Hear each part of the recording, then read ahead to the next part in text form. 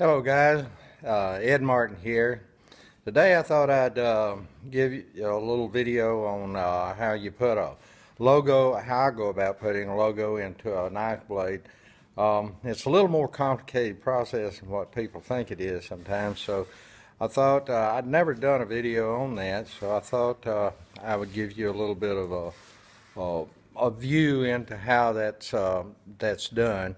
The first thing you have to do is that you have to come up with a design of your logo that you're going to do, and usually you do that in Photoshop or CorelDRAW or something like that. It's a little hard to go buy one of those expensive programs sometimes because you're only going to use it once or twice a year unless you are into art and change pictures and all of that, but I'm not, but I still got one because you still have to use it once in a while. I do have some help sometimes from a customer too that helps with some of the design work that I'm not used to doing, running Photoshop and all that. I just haven't fooled with that kind of a program much. But anyhow, once you get that design done, well then you have to print it out onto some transparency film. Transparency film is a clear type film like this, and you print it out onto that clear film into these little deals like this. You can see them on there, and you print it out onto that, and then you cut them out and you bring it to a light box. And then in that light box, you'll lay it in that light box, and you'll also take some silk screen. This is silk screen right here, and you'll cut you out a little piece of that silk screen and lay in there in that light box with that transparency film logo. And here's my old light box right here. I've had it for years. I built it myself, and it's got a light down in it there, you can see, with some tin foil around it and all to reflect the light. All I do is just open this up like that and put my transparency film right here. Hope you're seeing this. Put my transparency film here and then my silk screen on top of it. I close this down.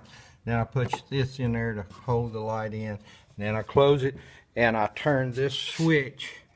The switch right here I turn on, and then that I leave it on about a minute, and then I pull it out, and then I take some that transparency film has got a little film on each side of it, so you have to take that film off of the transparency film then, and you do that by using a piece of tape or something like well, I don't know if I got some here yet.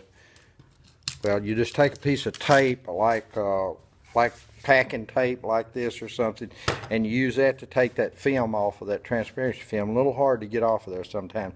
But anyhow, after you do that, well then you take your little tray or something like this right here, some kind of little tray like that, and you take this developer like this and you pour it into that tray, and then you throw your silk screen into there and you time it for about 4 minutes, and you slosh it around in there, and then after about 4 minutes you pull it out, take it to water and wash it off with water, and then you can take it and use it for your to etch your logo into your blade. But you have to first make that stencil like that to be able to etch. Now what I use is just an old homemade etching machine that a guy made for me many years ago. This is what it looks like right here. You can see it's been well used. And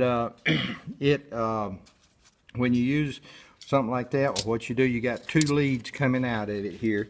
You got one coming out that goes to a little piece of metal right here that the blade is laid on, and you lay it on top of that piece of metal like that, and then you take your other side, which is this deal here, and you put some of this felt on that other side, on that etching deal here, and then you wet it in something like this. I've got a little container here that I used, and I put this etching fluid in that container, a few drops in that container, and wet this, and then I take my silk screen and I lay it on the blade.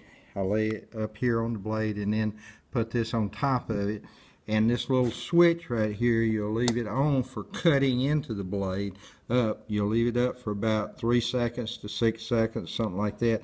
And then when you get it there, well, then you'll switch it down, and the down part makes the black stuff go into the logo. And that's how it's done. Quite a few little steps involved there, and a lot can go wrong, I'll tell you that. You have to be very careful all through that process, or you can screw up a good knife blade make it look ugly if you put that logo on wrong, or have to cut it out with a grinder and grind it out again. And the thinning out ain't a good idea on your blade like that. But anyhow, I just wanted to show you guys what was involved in just getting a logo on the blade. I can't afford one of those laser etchers that cost about $20,000, and most guys can't that are just makers like me, you know, that are doing it. You could take it down to a trophy shop or somewhere probably and have it done, but then you'd have to wait probably a month or two to get it back. So I'd just rather do it myself with an etching machine like this. Okay, guys, if you have any questions, feel free to email me. You got anything that you need to discuss, we'll do that with email. If you got a knife you'd like to buy or whatever, you can email me and we'll talk about it. You can go to my Facebook page, like it there, and we appreciate all of you, and thank you very much for watching the video. Hope you have a great time. Bye-bye.